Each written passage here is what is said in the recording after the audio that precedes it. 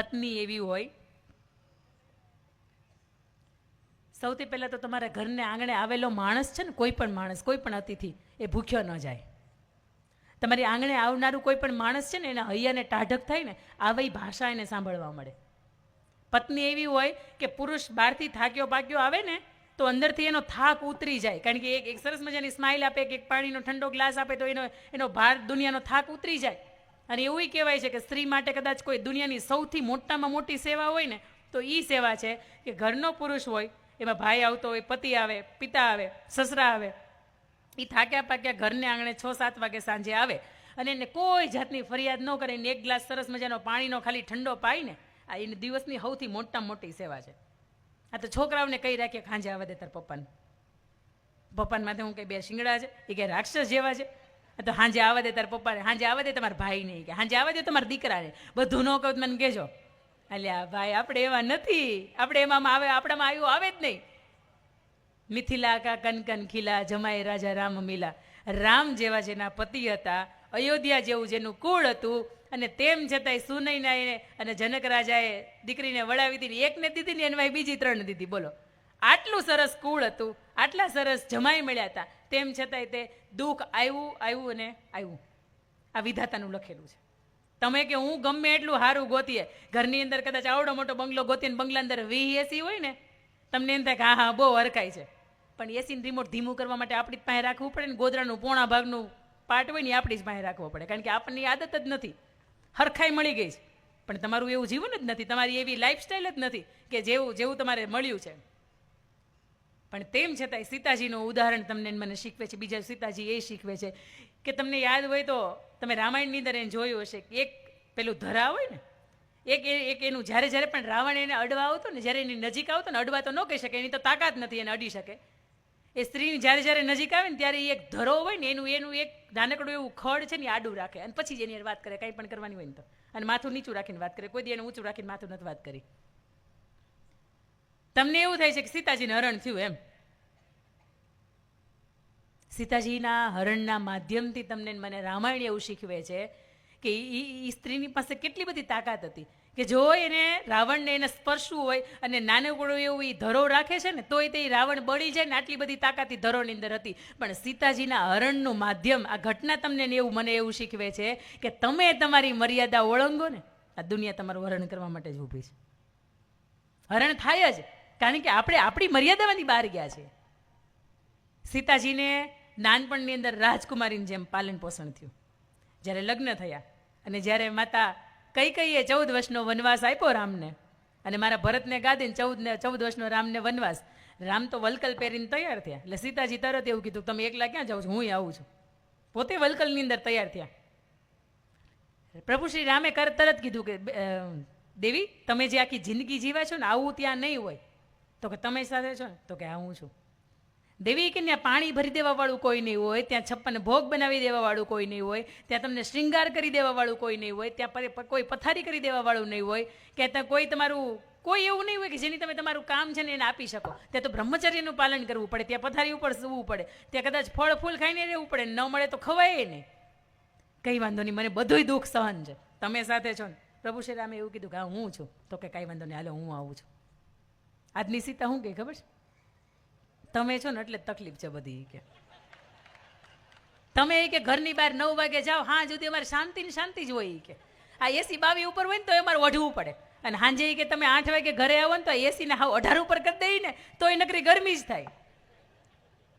એ કંઈ ખીજાવાટું ઘરે નથી આવતા, એને કંઈક પેટમાં બળે તો જ કહેતા હોય. ઘણી વખત એવું કહેતા હોય, નકરી તમે ખર્ચો કરો છો પણ એને ન પૂગતું હોય ભાઈ, એને પછી તારીખ આવે ને એટલે એને હપ્તાને ક્યાંકથી ગોતવા જવા પડતા હોય, એટલે તમને કહેતા હોય કે નાના ભાઈ હવે થોડુંક આ મહિનામાં થોડુંક મિલિમિટમાં હાલજો ને, દિવાળીનો મહિનો છે થોડીક વધારે ખર્ચો થાય પણ થોડુંક લિમિટ રાખજો, કારણ કે એને એકલાને ખબર છે કે કેમ એ કેટલી વીએ હો થાય છે. પણ સીતાજીને 14 વર્ષ જંગલમાં જવાનું થાય, ગરુડે ઘણાય બચાવ્યા, તેમ છતાંય તે જટાયુથી બચી ન શક્યા, અને રાવણ એને એના મલકની અંદર અશોક વાટિકાની અંદર લઈ ગયો. અશોક વાટિકાની અંદર એ 365 દિવસ 1 વર્ષ માટે રહે છે, અને પછી રામનું ને રાવણનું ભીષણ યુદ્ધ થાય છે, અને એમાંથી પાછા આવે છે. સરસ મજાની અયોધ્યા છે એ શણગારી હોય, અને અયોધ્યાની અંદર જ્યારે પ્રભુ છે એ પ્રવેશ કરે છે ને ત્યારે પ્રભુ એવું કહે છે કે ભરત, આખી અયોધ્યાની અંદર મને મોટા મોટા લોકો બહુ દેખાય છે, કેમ બાળકો કોઈ નથી દેખાતા? તમે સમજજો કે જ્યારે કોઈ પણ વ્યક્તિ એક નામાંકિત હોય ને, આદરણીય હોય ને, એની પ્રત્યેના સમાજનો એક એવો લગાવ હોય. એટલે તરતે ભરતે એવું કીધું કે પ્રભુ ભાઈ, આપ જ્યારે 14 વર્ષ પહેલાં આ નંદનવન જેવું અયોધ્યા છોડીને તમે ગયા હતા, અને ત્યાર પછીથી તમે જેમ દાંપત્ય જીવન નથી જીવ્યા અને તમે જેમ બ્રહ્મચર્યનું પાલન કર્યું છે, એમ આખી અયોધ્યાએ બ્રહ્મચર્યનું પાલન કર્યું છે. એમાં એકેય સંતાનનો 14 વર્ષ સુધી જન્મ નથી થયો. જ્યારે હરિભાઈની મને વાત કરી ને કે જ્યારે પુસ્તકની તમે તુલા કરી, આ તમારો પ્રેમ છે. રક્તની તુલા ઘણાય કરે, ઘણાય સુવર્ણની તુલા કરે, ઘણાય રજતની, સોના ચાંદીની તુલા કરે, પણ એનાથી વિશેષ તુલા જો કોઈની થતી હોય ને તો એ પુસ્તકની. કારણ કે જ્ઞાન છે ને એની સરખામણી કોઈની હારે ન થાય. આ તમારો પ્રેમ છે કે એ વ્યક્તિ આપણા માટે આટલું કર્યું છે ને તો આપણે આટલું કરી શકીએ એના માટે. પણ જ્યારે સીતાજી છે એ ફરીથી પરત આવે છે અને જ્યારે ગર્ભાવસ્થા રહી, 2 બાળકો એના ગર્ભની અંદર ઉછરી રહ્યા છે, અને ફરીથી કોઈ એવું કહીને જાય કે આવી મારી પત્ની હોય તો હું સ્વીકારું નહીં. રામ આદેશ કરે છે કે લક્ષ્મણ, એને ઋષિના આશ્રમમાં મૂકીને આવો. એ સ્ત્રીને એવું નહીં થયું કે મારી પંચમાસી આવે, મારું શ્રીમંત આવે, મારી ગોદ ભરાય આવે, હું હરખભેર ઢોલ નગારાને વારે હું મારા પપ્પાને ત્યાં જાઉં. એને કાંઈ એવું નહીં થયું. જેના પતિની કેટલી કિંમત હોય, કે જેના સિંહાસનની શું કિંમત હોય, જેનું કુળ કેવું હોય, અને તેમ છતાંય તે સ્ત્રીને પોતાના ગર્ભાવસ્થાની સાથે પરિવારનું એક પણ મેમ્બર હાજર નથી. પોતે ત્યાંથી એ ભલે ને એને ઋષિના આશ્રમમાં મૂક્યા હોય, ત્યાંથી પોતે જઈ શકતા હતા મિથિલાની અંદર, પણ તેમ છતાંય ત્યાં નથી ગયા. 2 બાળકને જન્મ આપે, લવને અને કુશને, અને એને એવું શીખવે કે તમારે પિતાથી ઉત્તમ કોઈ નથી. જે સ્ત્રીના જીવનની અંદર જે સ્ત્રીને જરૂરિયાત હતી, એના ગર્ભની અંદર બાળક ઉછેરતા હતા, અને તેમ છતાંય તેના પતિ તરફથી એને જાકારો મળ્યો હોય ને છતાંય તે સ્ત્રી પોતાના બાળકને હારા સંસ્કાર આપે. તેમ છતાંય તે સૌની આજ્ઞાવશ અને સૌની લાગણીને વશ સીતાજી ફરીથી પોતાના બાળકોની સાથે, પોતાના પિત્રોની સાથે એ અયોધ્યાની અંદર આવે છે ને. અને ત્યારે અયોધ્યાની અંદર આવ્યા પછી કેટલી પરીક્ષાઓ આપે, અગ્નિ પરીક્ષા એને આપેલી છે.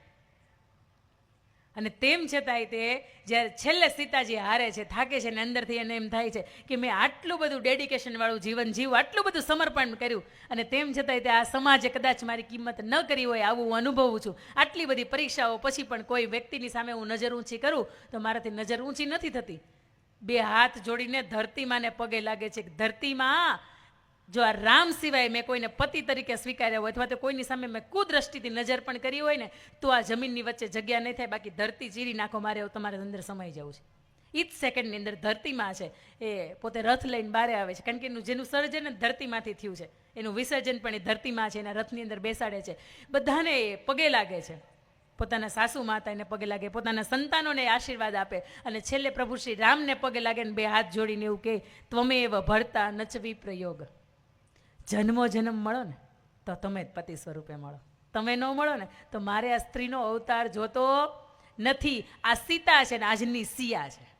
મેં તમને કહ્યું એમ કે તમે છો ને એટલે જ બધી તકલીફ છે, પણ જેનો હાથ પકડીને તમે જેના લગ્ન મંડપની અંદર ધર્મ, અર્થ અને કામને મોક્ષના ફેરા ફરીને આવ્યા છો, અને એ માણસના ચહેરા ઉપર થોડી કંઈ ચિંતાની ઝાંખ થાય ને તો અંદરથી તમને પાણી પીવાનું મન ન થાય. સાહેબ, આ પત્ની વતાનો ધર્મ છે.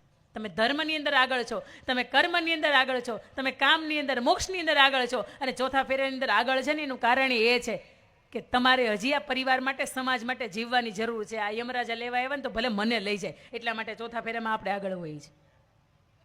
પણ પત્નીની મેં તમને વાત કરું છું ત્યારે મારે તમને એ પણ કહેવું છે કે દ્રૌપદીનું સામે પોતાના 5 પતિ બેઠા હતા. ભીમ, યુધિષ્ઠિર, દુર્યોધનની સભાની અંદર નકુલ ને સહદેવ ને અર્જુન, આ 5 બેઠા હતા. તેમ છતાંય તે આખાઈ ભરમંડપની વચ્ચે પોતાના વસ્ત્રારણ થયા, તેથી કૃષ્ણએ બચાવ્યા, ને તેથી અંદરથી એણે ગાંઠ બાંધી હોત. જોઈ લ્યો, હવે તમારો સમય આવે ને તેથી હું તમારે હારે ન ઊભી રહું. થાય ને એ જગ્યાએ આપણે હોય તો આપણે કંઈક ભૂલ ન હોય ને એની જગ્યાએ આપણા પતિ આપણે અમે ન બોલ્યા એટલે આપણે તરત જ એમ કંઈક વારો આવવા દો તમારો હોય. મું જ વીતી તું જ વીત છે, ધીરી બાપલિયા તારી માથે વીત છે ખેમગડી. પણ એ દ્રૌપદીને એવું થાય, એને પણ જ્યારે 13 વર્ષનો અજ્ઞાતવાસની સાથે વનવાસ મળે ને તેથી એવું કે તમે જાઓ છો ને મને સાથે લેતા જાઓ, મારે તમારી વગરનું આ રાજ્યનું સુખ મારે નથી ભોગવવું. એ તમને શીખવે છે પતિવ્રતા ધર્મ. પહેલો. બીજો એક મારે તમને પ્રસંગ કહેવો છે કે આ ઘટના ઉત્તર ગુજરાતની અંદર બનેલી છે. પરિવારની અંદર એક પ્રસંગ છે. કાકી, માસી, ફઈબા, દેરાણી, જેઠાણી આ બધાય સરસ મજાના એ તારે આ કાનમાં, માથાની પીનું, ગળાની અંદર હાર ને પોચા ને વીંટિયું બધું પહેરે, સોનાથી એમ લાગે કે જડી દીધા છે, આટલું બધું સોનું પહેરીને બેઠા હોય. એક સ્ત્રી છે, એની અંદર માત્ર નાકનો દાણો એનો પહેરેલો છે, બાકી એક બે ખોટી એની પાટલા ચડાવેલા છે, ગળાની અંદર ખોટી માળા પહેરેલી છે. એટલે તરત જ જ્યારે આવો પ્રસંગ હોય અને કોણે હું પહેર્યું છે ને સૌથી વધારે ધ્યાન તો આપણે એની જ બાજુ હોય. એટલા માટે આ મહિલા સંમેલન કરવા પડે. પુરુષે હું પહેર્યું છે ને બાજુવાળાને પૂછજો છે, ન ખબર હોય. અને આપણે કોણ નવીન હાડી પહેરીને આવ્યું તો ની બધી ખબર હોય છે. કેટલી વખત તો સપનામાં આવશે આ હાડી જ ગમે ત્યાંથી લઈ આવી છે. મેં પહેરેવા લેવો હોય ને તો અંજાર મળે છે.